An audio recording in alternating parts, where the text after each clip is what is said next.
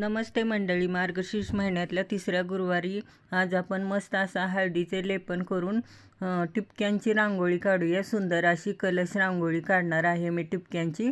त्यासाठी मी हळदीचे असे लेपन करून घेतलेले आहे। पहा कसे सारवल्यासारखे दिसत आहे ना शेणाने। खूप छान रांगोळी दिसते ह्याच्यावर, म्हणून मी असे करून घेतलेले आहे। 6 टिपक्या 6 ओळी अशी रांगोळी आहे ही। आधी 6 टिपके काढून घेतले मी रांगोळीचे आणि नंतर हे पहा असे कलश काढायचे। चारी बाजूनी हे सर्व कलश काढून घ्यायचे। म्हणजे अगदी साधी सोपी रांगोळी आहे, पण दिसायला खूप सुंदर आहे। आणि मार्गशीर्ष महिन्यातले गुरुवार पण आहेत, म्हणून मी ही कलश रांगोळी काढत आहे। पाना फुलांची अशी मनाने पण डिझाईन काढायची। पूर्ण झाल्यानंतर तुम्हाला समजेलच रांगोळी किती सुंदर अशी दिसत आहे। आता चारी बाजूंनाही मी आकार देऊन घेतले। हे 3 टिपक्यांवरती, पहिल्यांदा 2 टिपक्यांवरती आणि मग नंतर असं त्यांना आकार देऊन कलश तयार करायचा। वरती मी असे पंतीचा आकार दिलेला आहे। वरती अशी पंती काढायची। सर्व बाजूच्याच पंत्या वगैरे सर्व काढून घ्यायचे।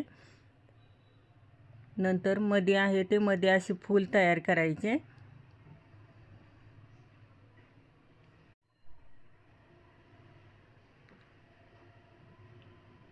पूर्ण फूल झाल्यानंतर ह्या एका ह्याच्यात मी तुम्हाला डिझाईन दाखवते कशी काढायची आहे डिझाईन।